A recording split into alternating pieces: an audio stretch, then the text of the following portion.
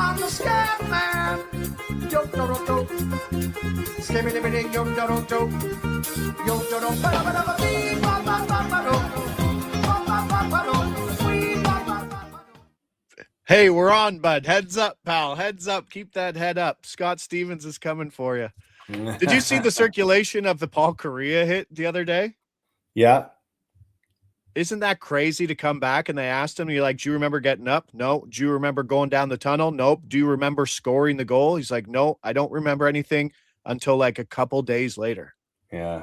But guess what I do remember? Who is the guy on the call? Is it Doc Emmerich? Oh, from the floor to whatever he says. On the floor, on the board, Paul Kariya. Don't care about your brain activity. Way to go. Yeah. Way to go, Paul. Scott Stevens. Good. Where do you land on the Scott Stevens? I mean, you obviously as a defenseman probably wanted to mirror some of those rock'em sock'em style hits. I did. Growing up. I had some of those big blow up hits. But now when you see it, you're like, oh, that's kind of aggressive. Oh, it's to the head. Oh yeah. Now, just because of how we're trained to watch hits nowadays, right? Yeah. We were watching the Daryl Sittler, which was awesome to watch. His anniversary of 10 points. My son, who I took to the game, he's like, why are they not wearing helmets? Like, it's Gary Thorne. Sorry, not on the call. Yeah, not Doc Emmerich. Yes. So good double hit last night. It would have been terrible not to get that double hit in a 7-4 game. And it's just 2 double. We got a great number on that, by the way. Love that Quinn McLeod combo. It has been incredible to us. Welcome to NHL Prop Picks presented by Bet99. Josh Inglis, Carlo Colaiacovo here on Wednesday, Thursday, Friday, 10 a.m. What to expect? A lot of player point combos today. Today on the board, just 3 games, but we got a triple. We got a double. We got 2 triples. We got a double. Wow. In a 3-game slate? There's a couple spots. There's a couple good spots. Wow. Okay. Yeah, it could be a couple excited for this one. Could be a couple 2-0 games, right? We'll see how that goes. I'm excited for this one. Yo, got the Samuelson prop. Something about the Leafs giving up 2 hat tricks in back-to-back games is not great. Giving up 5 points to a defenseman, Brock Nelson. Brock Nelson, that's right. Oh, wow. I didn't even think of that. Great team. I mean, I watched 22 play last night, and that was the one. That was my whipping boy last night. He can't push anybody off the puck. Who's 22? McCabe? Yeah. Oh. Watching how unrelaxed the Toronto blue line is with the puck, it's in their own end. It's just like, get this thing off my tape immediately. Like, let's not try to. Yeah, it is. It's terrifying for them. And you saw it. So many turnovers in their own end, just trying to get the puck out of their own zone. It was tough. And we get 15 game. The 15 game slates are coming, and they are terrifying. I think it goes 15 tomorrow, 15 Saturday. It's ugly. Oh, look at the triple. People are already talking about Kate's. Brink, Michkov, Jenner, Johnson, Monahan, 2,500. Holy moly. Wow. I know. So is that what you're looking at? No, I got half of that for one of my triples. I didn't want to get too much on the Philadelphia side. So Toronto might be selling, right? Are we on selling or no? Like we went from 1 week of like, hey, should we make the playoffs? But I think we're selling. Yeah, I think there has to be an understanding and a realization that this team where it's at right now is going to be too hard to overcome the deficit. I mean, they have 29 games left. They've got to go 20-9 to make the playoffs. Yeah, there's too many holes in this team in terms of not personnel, just execution. Well, you could say personnel too. I mean, sure, but I don't think the personnel is terrible. I don't know. Looking at next year's draft pick, this is the wording on next year's draft pick that the Bruins acquired. It is top 5 protected. So if the Leafs get a top 5 pick, they got to keep that. So to you, isn't that one of the most important things to try to keep that pick? Yes, absolutely it is. Having a number 6 pick would be awful. Yeah, it would be, especially if your plan is to reset and compete for a playoff in the following year, right? If you're going to be a playoff team, you're going to be giving away, a middle to a bottom draft pick in the following year. But if this year you could take advantage of a top 5 pick and add that to the group next year, yeah, you push yourself a little bit more forward with the group, right? Versus if you give them the 6th overall pick or the 7th overall pick, wherever you finish, now you don't have a chance to get a top prospect. You've probably traded away all your assets. Now you need free agency to rebuild your team, and that's not always the best way to look at rebuilding your team.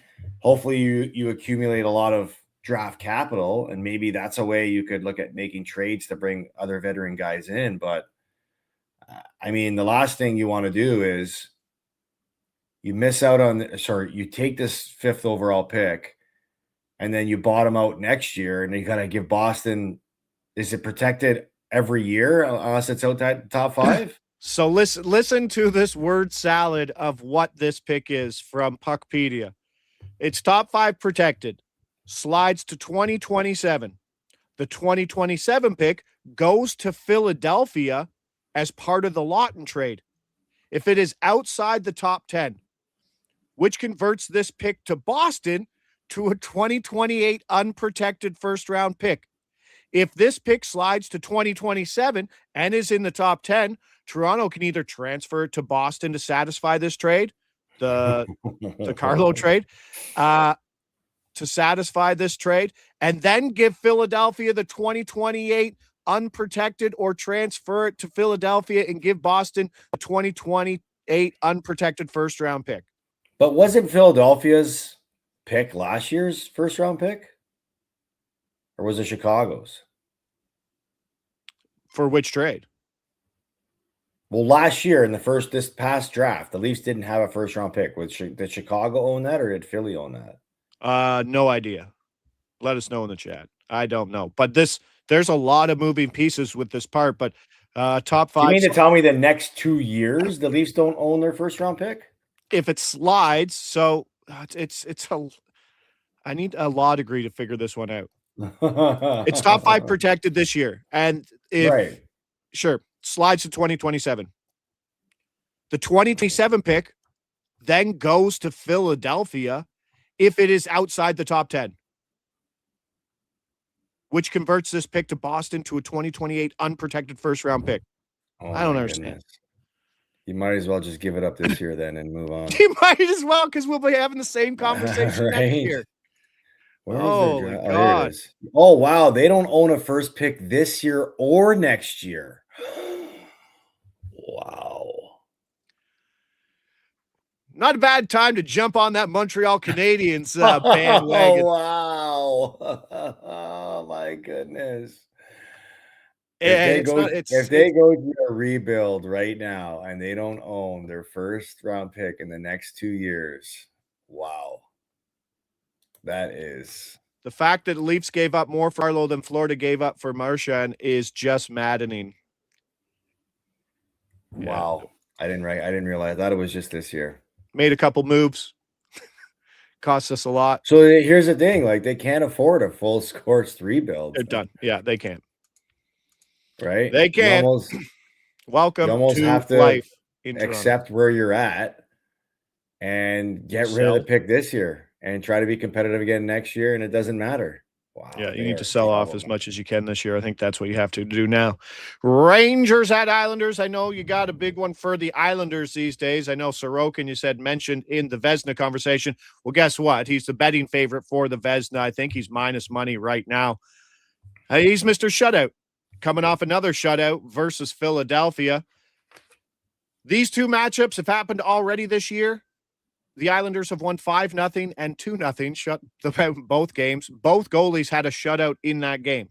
Rangers coming off that 4-3 overtime win versus Boston, where they actually showed up at home and overcame a third period deficit to win in overtime. The Rangers were 1-8 straight up going into that game. They're also a great over team of late, 7-1-1 to the over in their last 9 on the road. They are 5-1 to the over in the month of January, but obviously with that Islanders goaltending, you're a little concerned about how it will work out. On the injury front, Fox and Shesterkin still out. Polak, Holmstrom, Rittich are all questionable. They didn't play last game, so interesting to see what they do with the lines. Barzal and Duclair is the stack. That's the first one we get on the board in this game. That's plus 165 at Bet99. It's hitting 3 in the last 4 games, and the Rangers have the league worst goals against in the last 30 at 4.29. That sounds pretty good. Mm-hmm.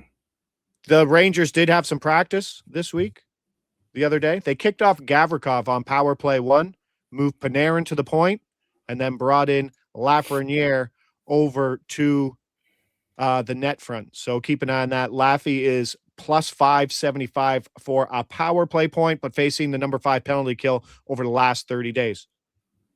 Take me through your Palat to Siplikov trade. And when you're someone like Palat, who has a track record of playing in big games, is that increase your resume that much? Is it that much more appetizing to bring into the locker room? Yeah, for sure it does, because that's what I think the Islanders are lacking right now, right? They decided to go younger this year. They moved off of some older guys, and they've got themselves in a really, really good spot in this transition year, especially when you're getting the goaltending. You got Matthew Schaefer, who's been the savior on the back end on that blue line. Palat's a guy that's sort of played out of role and out of position in Jersey because they just have other guys that are probably better suited to be top 6 players. And, if the Islanders expect to be a playoff team, they want more of that type of Palat player. I like this move for the Islanders, right? It's a low risk, high reward type of move. They have the cap space, and you're banking on a guy with, a new opportunity to rejuvenate himself. Yeah. And to Siplikov, probably not a guy you probably want playing in your top 6. Obviously not for them. There is some offensive output, but he's probably in that same vein of New Jersey having Gritsyak, the other rookie, on the wing.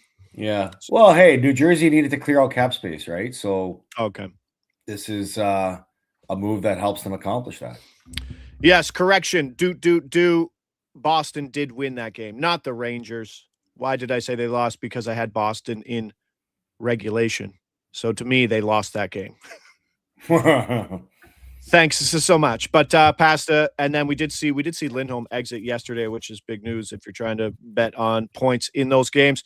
Batherson, Stützle, Giroux assist, plus 500. Attaboy, Hulk. That is a good look as well.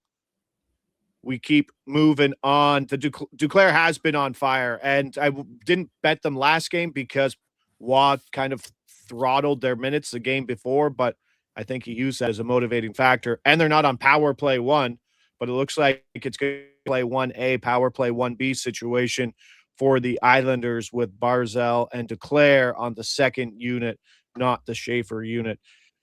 Big game in the nation's capital, Colorado, minus 160 at Ottawa. Doesn't that minus 160 seem a little short, worrisome? That's your trap game right there for a better, I think. All right, so all it is I don't think it's really much of a downgrade on Colorado, who's playing their worst hockey of the year. I mean, they got away from their home trip. They did what they had to do in that first game on the road, which was beat the brakes off the Leafs. That's a good way to start off a road trip. But looking at Ottawa is expected metrics, a great team. The only thing that is holding Ottawa back from being a good team is goaltending. What would you expect if Linus Ullmark starts today? He was on the bench in the last game. He might start today, Travis Green said. Like, does everybody step up and play for him? You would think so. You would hope so.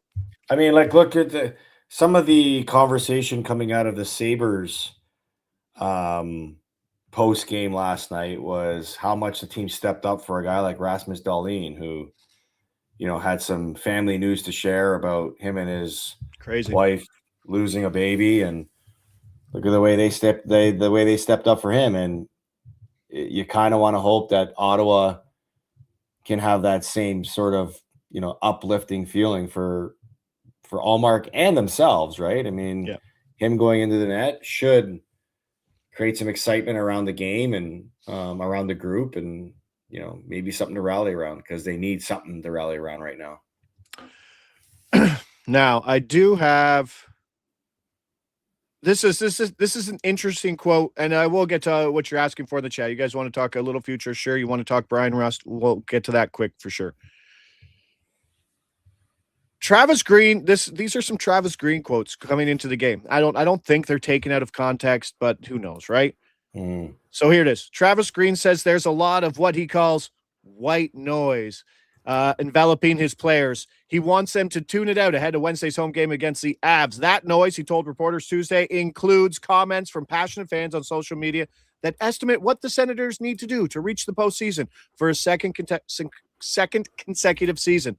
The noise may be well-intentioned, but it's not what he wants the Senators focused on. Here's his quote. We just need to keep playing, keep bringing our game. Fans will say, you've got to win this many games. You got to win the next game if you want to get on a run, or so-called run that people talk about. I know you don't get on a run if you don't win the next game. Is that not a weird comment out of nowhere? To me, it sounds odd. It's like, I know he's trying to steer the ship, but you don't have to throw the fans under the bus and say, well, because that's like a motivating factor. It's like us versus the fans. Well, it also indicates that you're spending a lot of time listening to what the fans are saying. Weird for a team that probably shouldn't be. Right. Especially with everything that's happened publicly with them. Yes. That one really stood out. It's like fans will talk in every situation. Your fans talking about what you need to get into the playoffs in game 50 is a very normal thing for any team. Agreed. But I think we are starting to maybe see that across the board, where bullet board material is now local fans versus no? Yeah. I mean, in the age that we live in, with how easy it is to access that information, seems appropriate. Yeah, so coaches using that to motivate their team, those coaches can go F themselves. that's a lazy way to do it. Yeah, that's why hockey players, but we joke about it. That's why hockey players give generic answers at all times, no? Yeah. You don't want to give anybody any bullet board material.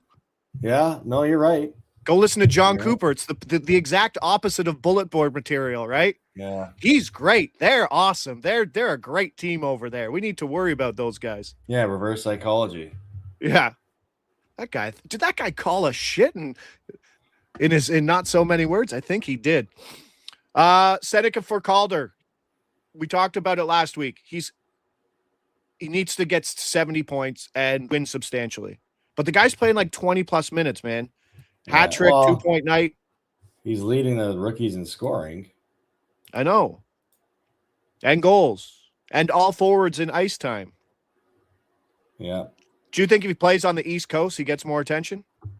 Probably. But I mean, the voters will you would hope would probably, analyze everything when it needs to be analyzed. And clearly the stats are usually the things that speak the truth, right? I don't trust the people voting ever. Especially not in the NFL. No, that's so dumb. That's what I mean. People are just dumb. Yeah. In this game, Olofsson point. There's our single. -125. Still top line. Was power play 1. He split some of that time with Val Nichushkin. That's what we're doing there. The double-double that I will get boosted today. We go Colorado second line, Lehkonen and Nelson, and then the Tkachuk Cousins line. Greg is on there, but he's not power play 1. Plus 525. We're going to get that boosted. So if you're betting at Bet99, hold on. We'll get a better price there. And then the triple, we'll go Batherson, Stützle, and Giroux. Giroux up to that line. They score a bunch of goals. He'll stay there. Plus 300, a good price there. Giroux did get some power play 1 minutes. But we'll see how that goes. The Sens coming off that 7-1 win over the Knights. Those are the big guys there on that game. 2 bottom 6 power plays over the last 30 days. Ottawa has the number 27 penalty kill. We'll see how that goes. Cousins, Tkachuk has hit in 4 of the last 5. Lehkonen and Nelson, who, as I said, coming off that hat trick, has hit in 4 of the last 5. A game that could be 2-1 or a game that could be 6-4. Philadelphia at Columbus, Carlo. Minus You 1. love this game. I'd have some things on this game. Over under sitting at 6.5. The triple. Fantilli, Marchenko, Marchment. Marchment also coming off a hat trick game. Zegras, Konechny, Dvorak, power play 1 correlated. Now, I'm suggesting you wait until we see some Philadelphia practices. I believe they're coming off that 4-0 loss, so who knows? Might shake things up. If things are going to get shaken up. But speaking of shaken up, and the triple that we did mention, I said I had half Jenner, Johnson, and Monahan. I like the price of 425 versus Philadelphia, who has the 30th ranked goals against over the last 30 days at 4 goals per game, and the second worst penalty kill in hockey, and the worst power play. Like, when you're giving up 4 goals a game over 30 days, you have the worst power play and the second worst penalty kill. Does that put you in the bottom 5 of the league for that sample size? Yeah, for sure it does. Yeah. All right. Then that's where we are with the Flyers. Columbus keeps on winning under Rick Bowness. 5-1 straight up, coming off an 8-5 win over the best team in hockey in the Lightning season high. 8 goals. Dan Vladar nearing a return. He could get coming out. The Rick Tocchet call out. Trevor Zegras. Listen to this one. It's been slipping. Talking about his game. It's been slipping. Not just Monday, but a bunch of games lately. He has to step up and push the pace. Ooh. I kind of feel like that's a common sentiment across the NHL with 1 week left, 1 week of hockey left before the break. They want people to try to just motivate some guys and not take the last couple of games off. Yeah. Where guys are looking ahead and they're feeling the drag of what a season is and the grind of the games that they're playing. Could be a common thing that coaches are saying and noticing about some of their top players. Dog saying things have changed under Rick Bowness. This is not the home team that scores, that sees over 7.5 goals per game. This is a team that's tight, and a goalie like Jet Greaves is on my list of goalies that terrify me. Sorokin terrifies me. Jet Greaves can terrify me. Just guys who can take over and in the spot. That's why I don't want to get too much on Philadelphia. As you said in the chat, that there are multiple correlated lines to play here. It's just never a good thing to put too much on Philadelphia, especially coming off a shutout, especially facing a team that's hot and a goalie maybe in Jet Greaves who could. Yeah, that's it. Score 5 or get shut out. That's how I feel the Philadelphia situation is. And Marchment's hot coming back. There's a lot to like about that. And you were talking about the show. Someone wanted to talk about futures. You were talking about Werenski kind of making a push in terms of that Norris. And I'm trying to bring up the odds here. Makar was like as long as like 4 digits, like minus 2,000. Now you're seeing minus 290 was Werenski at plus 270. Really? It's a move. It's still Makar in my head. But does points just win it this year? I mean, it's tough to say. I mean, Makar is still playing on the best team in hockey, right? Correct. I mean, I'm not giving the Norris Trophy to Evan Bouchard because he's tied in points with Mikhail Makar right now. I saw on when I was eating dinner at Jack Astor's before the game with the kid on Overdrive, it said, "Did Team Canada make a giant mistake not taking Evan Bouchard?" And I'm like, what is this? Yeah, look, Bouchard's a polarizing player because, you know, people see the offensive upside and they see that he plays in Edmonton and they give up a ton of goals. But for Edmonton, he's a really important player, right? There's a guy that plays against every other team's top players, and that's probably why they try to label him as one of the best that Canada should recruit to play for them. He's played in 2 Stanley Cup finals. I'm a Chychrun guy myself, as Nick Porto also agrees. Big Chychrun guy. I got Chychrun at 600 to 1. Who does? Hawk Quilt in the chat says, yes, Nick, I got Chychrun. I don't think those ones move as much, but I don't think he's that far down. John Gibson took the loss. He only allowed 2 goals last night. Not going to make his move up the ladder for the Vezina. We see Sorokin, Vasilevsky, and Logan Thompson, whose game's starting to get a little better slipping. Right now, it's Vazzy and Sorokin, and it makes you wonder how dangerous a Russian team would be if we could see him in the Olympics, because they'd probably have the best goaltending duo. Yeah, no kidding. And some elite forward talent as well. I mean, you're talking just fun hockey. Kucherov, Ovechkin, Kaprizov. I mean, that's just a small list of players. Where are you in terms of coach of the year right now? Do you value Bednar and what they've done, even though they're cooling off now? Do you go someone in maybe Lindy Ruff, who, if he can get them to the playoffs in the first time in 8,000 years, maybe they could go? Or someone like, I don't know, who we said, Ryan Wafrowski, who's taken one of the worst teams in hockey and putting them into the playoffs as well. Yeah, it's hard to pick a coach on a team that, you know, most people expected to be good. Like everyone expected Colorado, Minnesota, Dallas to be good, Vegas to be good, Edmonton to be good. I mean, Ryan Warsofsky in San Jose is probably going to get a lot of attention. But what about the job that Patrick Waugh's done, or the job that Dan Muse in Pittsburgh has done? Yep. Right. Dan Muse 15 to 1, Patrick Waugh 50 to 1. Or even Lindy Ruff, right? In Buffalo. Rick Bowness is on the list at 80 to 1. No way, really? I don't know. Yeah, I would be looking there. I don't know, And but then, as always, when you're looking into Boston that, I know too. it's just you think, okay, I'm smart, I'll do it. Go look at who's voting. I think it's public knowledge. Right? Like, as much as you think that's what it is, that doesn't mean anything. Oh, look at there's 3 writers from Montreal. Guess who they're voting for? Right? Yeah. Like it's honestly, that's how it goes. But like Bednar would have to probably beat the record, the Bruins record from 5 years ago, 122 or something. I don't know. That was Montgomery as a coach. Yeah. Yeah. I think that's kind of the lift there, but it's going to be super subjective, right? Do you give it to a team that dominated, or do you give it to a team that improved more so than anything else? And just looking at the MVP, Nathan McKinnon minus 280, Celebrini number 2 at plus 240, and then Connor McDavid at plus 550. Do you agree with that ranking? McKinnon, Celebrini, and then McDavid.